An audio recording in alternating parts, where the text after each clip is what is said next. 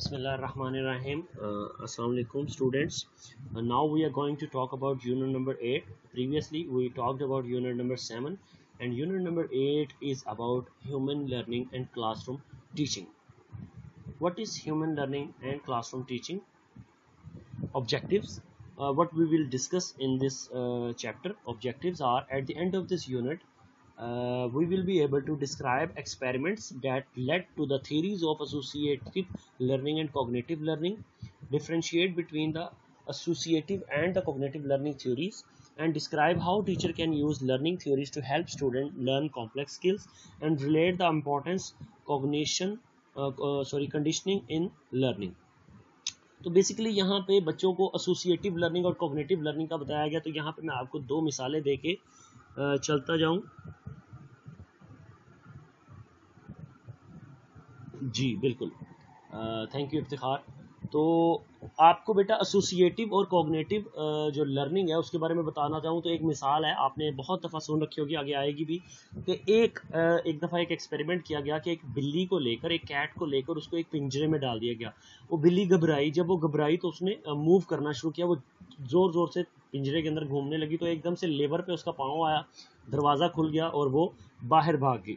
अब जब कुछ दिन के बाद या नेक्स्ट आफ्टर फ्यू टाइम उसको फिर दोबारा पिंजरे में डाला गया तो उसको रिकॉल किया कि जब मैं घूमी थी तो यहाँ पे ओपन हुआ था, जब भागी तो जैसे ही लीवर पे पाँव आया तो उसने नोट कर लिया कि ये वो चीज़ है जहाँ पे पाँव रखने से दरवाज़ा खुलता है। अब उसने एसोसिएट कर लिया, ठीक है। अब तीसरी दफ़ा जब उसको कैट को डाला गया तो उसने डायरेक्टली लेवर को क्लिक किया और बाहर चलेगी। तो यहाँ पे उसने एसोसिएटिव लर्निंग को अप्लाई किया है कि उसने एसोसिएट कर लिया उस लेवर को उसकी आज़ादी के साथ। तो अगर यहाँ मिसाल समझ नहीं आती तो एक और मिसाल देता हूँ। जी बिल्कुल जमान, एक और मिसाल देता हूँ कि आप लोगों ने देखी होगी, सुनी होगी कि एक डॉग है। वो डॉग जब भी खाना उसके सामने लाया जाता है तो उसके मुंह में सलाइवा बनने लगता है, थूक बनने लगता है, सलाइवा।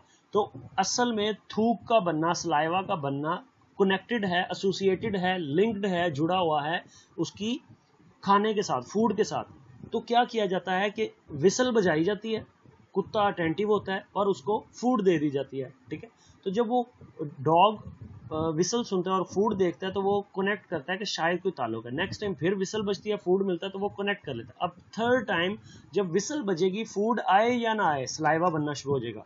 मीन्स कि वो जो सलाइवा की प्रोडक्शन थी, जो कनेक्टेड थी, एसोसिएटेड थी फूड के साथ, अब वो आपकी विसल के साथ होगी है, ठीक है। तो ये आपने आगे पढ़ना है और ये भी पढ़ना है कि समटाइम ऐसा होता है कि वो चीज़ जब कुछ वक्त के लिए बंद कर दी जाए करनी तो दोबारा की जाए तो वो रिकवर भी हो जाती है। वो एसोसिएटिव लर्निंग, वो एसोसिएशन।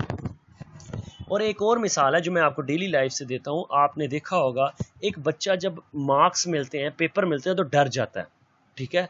तो एक टीचर जब पेपर देखता है, बच्चा पेपर आते हैं, बच्चा डर जाता है। अब टीचर पेपर लेके आया तो बच्चा पेपर की वजह से डरा, ठीक है, लेकिन उसने एसोसिएट कर लिया टीचर के साथ।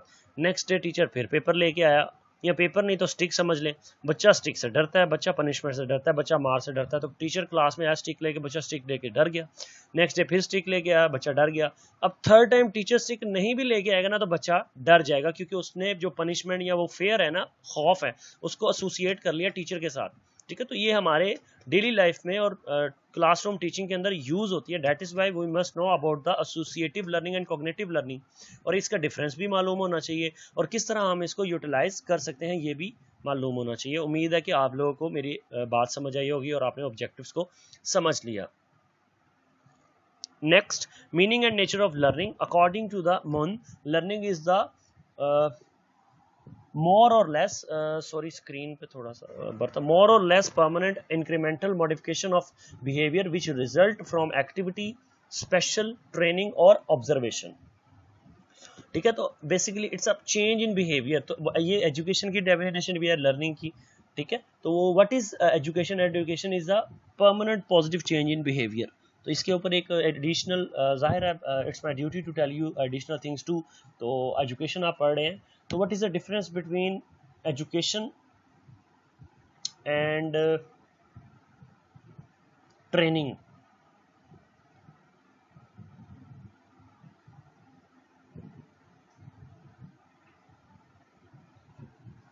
बेसिकली आपका जो एजुकेशन है that is a permanent positive change in behaviour तो इसकी मिसाल के साथ समझाता हूँ। जबकि जो लर्निंग है वो एक चेंज इन बिहेवियर है, ठीक है, जैसे उन्होंने यहाँ पे बताया। अगर एक इंसान है वो कोई चीज़ सीखता है तो एक बंदर भी तो सीखता है, तो क्या बंदर भी एजुकेटेड हो गया? आप बंदर को सिखाते हैं कि मैं स्टिक ऊपर करूंगा तो आपने समर सॉल्ट उल्टबाजी लगानी है, अगर मैं राइट साइड पे करूंगा तो आपने दौड़ लगानी है, मैं अगर स्टिक फेंक दूंगा तो आपने उठा के कंधों पे रख के चलना है, तो आपने उसको ट्रेन कर दिया, ठीक है। तो क्या ये उसने एजुकेटेड हो गया? नो, वो लर्न किया उसने, एजुकेशन नहीं है उसकी, एजुकेटेड नहीं है। Education is the positive and permanent change in behaviour, positive होना जरूरी है, ठीक है, fruitful behaviour. According to Gates, learning is a medication of the behavior through experiences.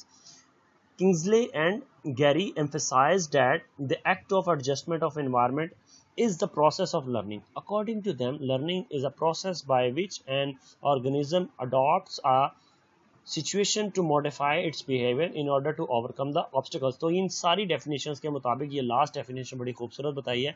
वो कहता है लर्निंग बेसिकली एक ऐसा प्रोसेस है जो एक ऑर्गेनिज्म अडेप्ट करता है माहौल के अंदर, जब चेंज आता है तो उस मुश्किल को हल करने के लिए। Let's move to the next slide. उम्मीद है आपको समझ आ रही होगी।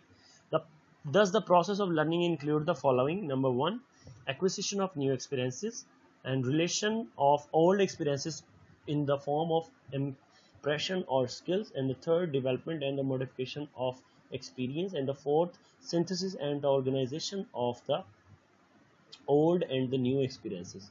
तो बेसिकली आप एक जब कोई चीज़ एक्सपीरियंस की होती है पहले से, तो उसके साथ आप न्यू एक्सपीरियंसेस को मिलाते हैं, तो मिला के नई चीज़ें सीखते हैं, डेवलप करते हैं आप अपने ओल्ड एंड न्यू एक्सपीरियंसेस को।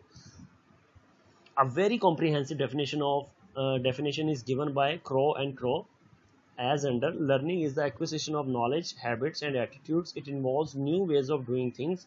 It operates in an individual attempt to overcome obstacles or to adjust the new situation. तो बेसिकली बड़े आसान अल्फाज में, बड़ी खूबसूरत अंदाज में कही गई है कि बेसिकली लर्निंग क्या है। ये हासिल करना है नॉलेज, हैबिट्स, आदत को और एटीट्यूड को अपनाने का नाम है, ताकि न्यू आप चीज़ें सीख सकें और अपने जो प्रॉब्लम्स हैं उनको ओवरकम कर सकें। Very much clear, very much easy. Let's move to the next slide. Next is about the nature of learning as modification behavior. Learning versus maturation. Permanence of learning. Change in behavior may take place in the desirable direction or in the undesirable direction. Learning can be both incidental or intentional, or learning involves both overt and covert process. Learning result from the reinforced practice. Practice makes a man perfect. ये बड़ी important बात है। Learning is both process and product. तो यहाँ पे learning के बारे में कुछ स्टेटमेंट्स दी गई हैं, बहुत सिंपल हैं और अंडरस्टैंडेबल है। अगर कोई ना समझ आए तो प्लीज़ पूछिएगा, drop comment in the chat box.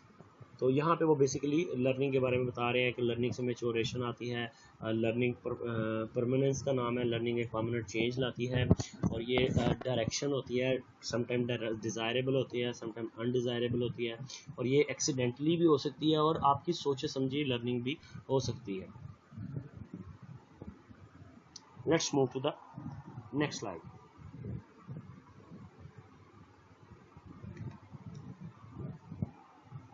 Just give me a second. I think I got internet issue.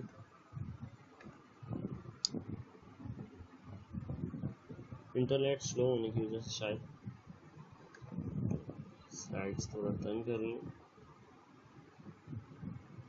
Exactly internet issue.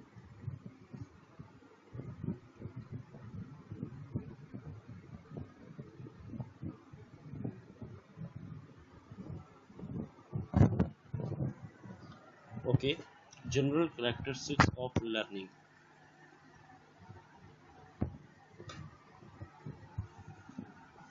Learning its adjustment. बेटे यहाँ पे ना पूल बन गया है कोई, ये आज नहीं, ये डेली बन रहा है, आई डोंट नो व्हाई। तो जब मैं स्क्रीन शेयर की ऑप्शन यूज़ करता हूँ तब ठीक रहता है, लेकिन जब मैं आपको प्रेजेंटेशन की ऑप्शन चूज़ करता हूँ तो यहाँ पे ना ये पूल बन जाता है, अगर आप कहते हैं तो।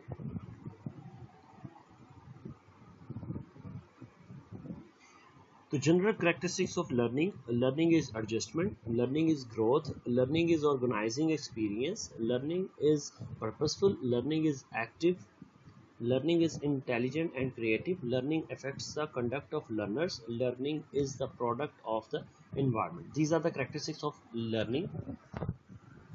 Laws of learning: law of readiness, law of exercise, law of effect, law of recency, and law of intensity of stimulus. These are the laws that are responsible for learning. First one is law of readiness.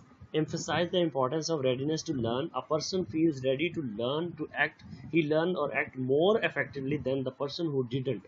तो जब आप एक बच्चा ready है, ये बड़ी important बात है, आप लोगों ने डोमेन्स में भी पढ़ी होगी, जब आप ब्लूम टेक्सोनॉमी पढ़ते हैं तो कोग्निटिव, इफेक्टिव और साइकोमोटर डोमेन पढ़ते हैं, तो वहाँ पे जब आप इफेक्टिव डोमेन पढ़ते हैं, नॉर्म्स एंड वैल्यूज़ और बिलीव्स की बात करते हैं, तो आप जब तक रेडी नहीं होंगे, ठीक है, आप तक किसी को सुनेंगे नहीं तो लर्न क्या करेंगे? तो readiness is a very important perspective for the laws of learning. That is the first law, पहली सीढ़ी है लर्न करने की. Second is law of exercise. implies that learning take place by exercising, by doing और by actively participating. ये वो मैं कहता हूँ जो आप लोगों को मैं एंगेज करता हूँ बार बार कि आप मुझे चैट बॉक्स में, कमेंट बॉक्स में मैसेज करते रहें, ताकि आप एक्टिवली मुझे सुने. जब आप एक्टिवली सुनेंगे नहीं, एक्टिवली पार्टिसिपेट नहीं करेंगे, तो लर्निंग नहीं हो पाएगी. So always listen to me actively and participate in the classroom actively, so you could learn better. ठीक है, उम्मीद है आपको बात समझ आई होगी. ओके, नेक्स्ट है law of effect. Implies that if efforts are accompanied by a feeling of achievement then inspired the learn. अब कहते हैं जब आपके पास जीतने की एक चाह हो, एक ख्वाहिश हो कि मैं ये कोशिश करूंगा और मैं कर सकता हूँ, कर सकती हूँ, और आप जीतने के लिए ट्राई करेंगे और आपकी वो जो कोशिश है वो बहुत इफेक्ट करेगी, तो इसे कहते हैं लॉ ऑफ इफेक्ट. आप जब फीलिंग ऑफ अचीवमेंट आपके पास होगी तो वो आपको इंस्पायर करेगी. ठीक है. Fourth one is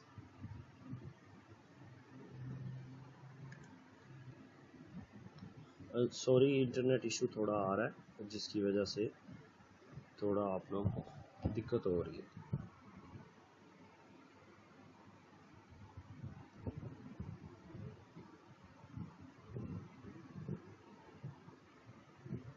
still internet issue.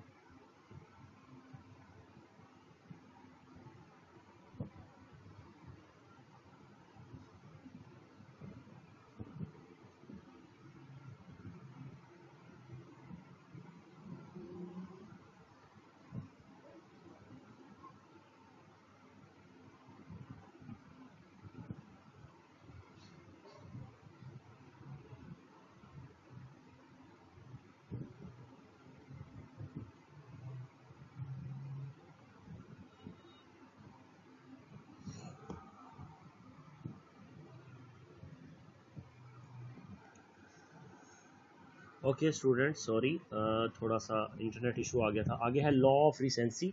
उम्मीद है आपको वॉइस आ रही होगी. We remember these things better which are comparatively recent. This emphasize the importance of revision. The students should revise occasionally so that the things are again refreshed in their mind. Revision should be done after short intervals and also just before the examination. तो recency means बार बार recall करना, revise करना. और law of intensity of stimulus. The stronger the stimulus the greater the learning. जितना ज़्यादा आपका लालच होगा reward का, आपको जितना ज़्यादा रीइंफोर्स किया जाएगा उतना ज़्यादा आप लर्न करेंगे. तो बेसिकली इसको स्टिमुलस का नाम दिया कि स्टिमुलस जितनी स्ट्रॉन्ग होगी उतना ज़्यादा आप लर्न करेंगे. Next is learning as a modification of behaviour.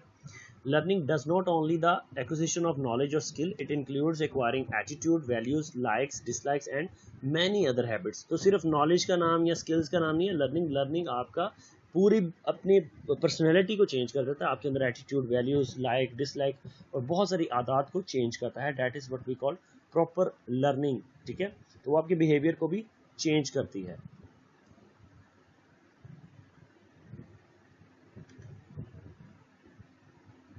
According to G.A. Kimball, learning refers to more or less permanent change in the behavior, जैसा मैंने आपको पहले कहा था, which occur as a result of practice.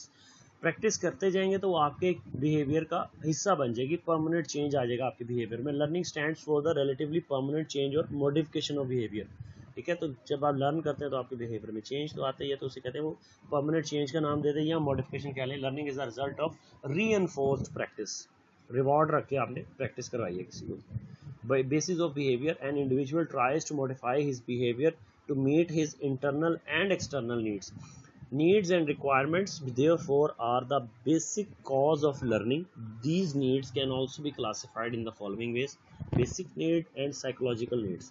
Basic need: food, shelter, sex, etc., and psychological need: satisfaction of urge and desires, pleasure and happiness. And normative needs are attainment of aims and objectives, observing norms and values, acting according to the standards set by adults and society.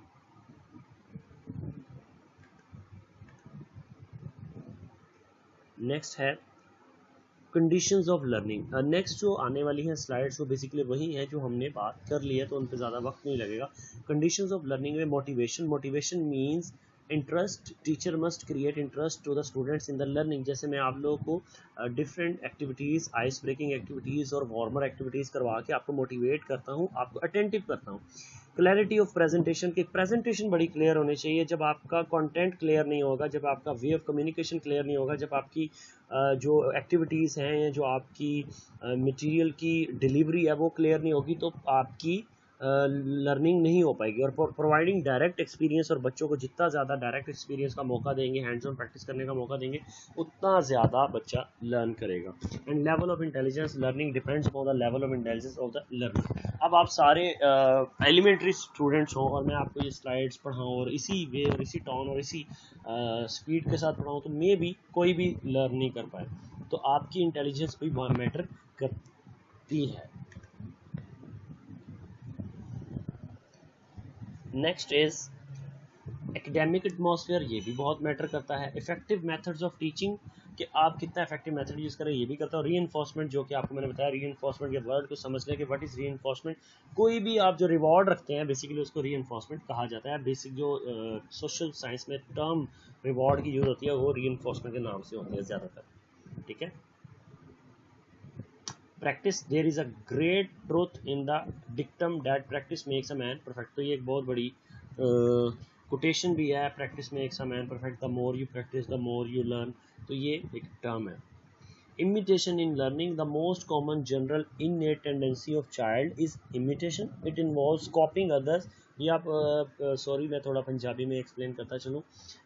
Once I was teaching into the class and one of the girl, पुरानी बात है काफ़ी, तो बच्चे को पढ़ा रहा था 3-4 क्लास के बच्चे।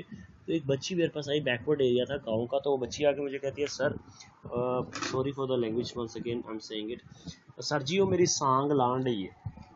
I was shocked, सांग what does it mean by, ठीक है। तो फिर मुझे पता चला सांग कहते हैं नकल उतारने को, तो वो मेरी नकल उतार रही है, ठीक है।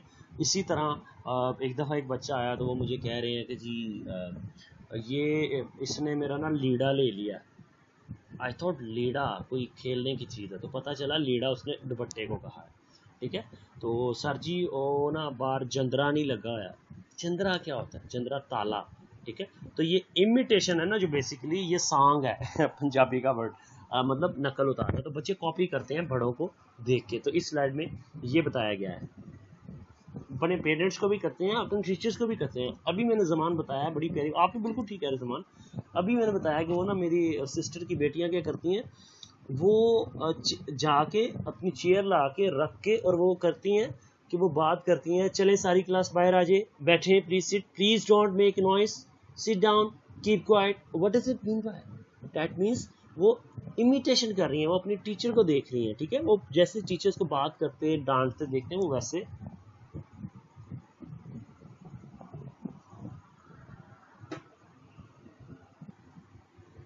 नेक्स्ट स्लाइड पे चलते हैं। तो नेक्स्ट स्लाइड के अंदर बेसिकली टाइप ऑफ इमिटेशन है, 2 टाइप्स, डेलिब्रेट और अनकॉन्शियस। डेलिब्रेट होती है सोचे समझे कोई भी किसी भी शख्स की कॉपी करना, ठीक है, चीटिंग। जबकि मिमिक्री करना, जिसे पंजाबी में मैंने अभी बताया सांग, ठीक है, सांग उतारना। जबकि अनकॉन्शियस होता है कि बिना सोचे समझे। तो वो एक वाक़या मुझे याद आ गया कि एक दफ़ा मेरे क्लास में ना, एक मेरा क्लास का सीआर था इन मैट्रिक 9th क्लास। तो वो बड़ा शरीफ बच्चा था, बड़ा ही पोलाइट बच्चा था, उसने कभी ऐसा सोचा भी नहीं। तो हमारे एक टीचर थे, अल्लाह पाक उनको जन्नत में जगह दे, दुनिया से चले गए हैं, वफ़ात पा गए। तो वो बहुत अच्छे बड़े नाइस टीचर थे, राना साहब थे। तो उनकी ना एक टॉन होती थी, वो बात बात पे कहा करते थे क्या हुआ जी, कि क्या हो गया, व्हाट हैपेंड, तो वो कहते थे क्या हुआ जी। तो वो बच्चा सर को गुस्सा बड़ा आता था, बच्चे तंग भी करते थे, तो सर उनको मारते भी थे कि तुम लोग मेरी इमिटेशन कर रहे हो, मेरी सॉन्ग उतार रहे हो, मेरी कॉपी कर रहे हो, मिमिक्री कर रहे हो। तो एक बच्चा था सीआर, वो बड़ा ही डिसेंट था, तो इसे कहते हैं अनकॉन्शियस इमिटेशन। अब वो बैठा हुआ तो स्टेपल करने आए ना सर, तो सर कहते जल्दी करो, क्या कर रहे हो। तो वो बेचारा घबरा गया, तो उसे नहीं मालूम था, मतलब मालूम थी उसको, लेकिन उसको नहीं मालूम, पता नहीं चला कि कैसे उसने वो अल्फाज अदा कर दिए, अनकॉन्शियसली उसने इमिटेशन कर दी। कहता क्या हो गया जी। सर ने उसके मुंह पे 2-3 थप्पड़ मारे, सर ने कहा ये हुआ जी। ठीक है, तो now you can differentiate between the deliberate imitation and unconscious imitation. Deliberate imitation means जो आप सोचे समझे इंटेंशनली करते हैं, जबकि अनकॉन्शियस जो आप बगैर सोचे समझे कर देते हैं। नेक्स्ट इज, थोड़ा इंटरनेट स्लो है ये, अब मैं थोड़ा फास्टली मूव करूंगा क्योंकि हमने वीडियो के स्टार्ट में ये सारा कर लिया है कि एसोसिएटिव थ्योरीज ऑफ लर्निंग, इसके अंदर क्लासिकल कंडीशनिंग है और ट्रायल एंड एरर कंडीशनिंग है। वो जो कैट वाली मिसाल थी वो ट्रायल एंड एरर है, और जो क्लासिकल है वो डॉग वाली है। एसोसिएशन है, एक सेकेंड, मैं आपको यहाँ पे, एसोसिएशन है कनेक्ट करना दो कॉन्सेप्ट्स को, दो चीज़ों को। जैसे आपको बता दिया कि बच्चे ने एसोसिएट कर लिया फूड को विसल के साथ, ठीक है, पहले एसोसिएट किया, जोड़ा, उसके बाद रिप्लेस किया। पहले 2 दफ़ा में जब वो पहली दफ़ा हुआ तो उसने सोचा, मतलब उसने उस चीज़ को देखा, ऑब्जर्व किया, अंडरस्टैंड किया, फिर सेकंड में उसने उसे एसोसिएट कर लिया, और थर्ड में उसने उसको वो कर दिया, क्या उसे कहेंगे, कंडीशनिंग कर दी उसकी। ठीक है, तो ये यहाँ पे मिसाल दी गई है कि एक दफ़ा डॉग को फूड दी, बेल बजाई, देखने फिर दी तो उसने एसोसिएट कर लिया। ठीक है, और फिर उसने, सॉरी वर्ड याद आ गया, रिप्लेस कर दिया, थर्ड टाइम पे उसने रिप्लेस कर दिया। तो ये है स्लाइड आपके सामने विजिबल है, आप इसको पॉज करके देख सकते हैं। नेक्स्ट है क्लासिकल कंडीशनिंग, यही वो मिसाल है, पहली दफ़ा में फूड आया, ठीक है, सेकंड टाइम के अंदर बेल आई, तो दोनों डिफरेंट चीज़ थी। फर्स्ट टाइम पे सलाइवा बना, सेकंड टाइम पे नहीं बना। थर्ड टाइम पे फूड और बेल दोनों आई तो सलाइवा बना। फोर्थ टाइम पे जस्ट बेल आई और सलाइवा बन गया। ठीक है, अब ये वही बात दोबारा अगेन कर रहे हैं।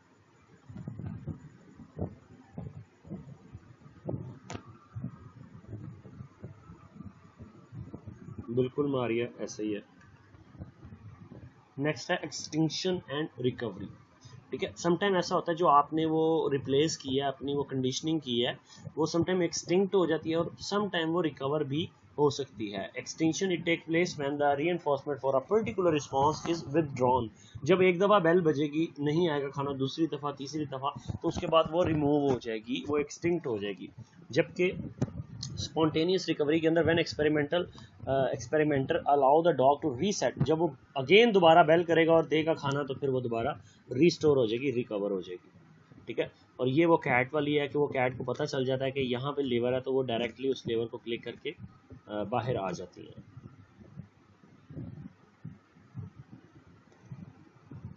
नेक्स्ट है connection theory by E.L. Thorndike. E.L. Thorndike was inspired by the writing of the Charles Darwin. Thorndike concluded that the animals, unlike humans, do not learn by developing some insight, rather they learn through trial and error. अब यहाँ पे Thorndike साहब आया और उन्होंने कहा insight कोई नहीं होती है, सोच समझ कोई नहीं होती है जानवरों में, वो सिर्फ ट्रायल और एरर के जरिए सीखते हैं। In a typical experiment hungry cat, वही छोड़ी गई तो वो एक्सपेरिमेंट कराएगा, तो उसने ट्रायल और एरर बार बार कोशिश की, तो ट्रायल और एरर की गेम के जरिए उसने लर्न कर लिया कि ये वो चीज़ है, वो लीवर, उसको मालूम नहीं है कि ये लीवर है, बस ये वो चीज़ है जिसको क्लिक करने से मेरे वो दरवाज़ा, डोर है, वो ओपन हो जाता है। नेक्स्ट है एट सम पॉइंट, वो अगेन वही एक्सप्लेन किया गया, इसको आप पॉज करके देख सकते हैं, मटेरियल आपके साथ शेयर हो जाएगा, वो भी आप देख सकते हैं।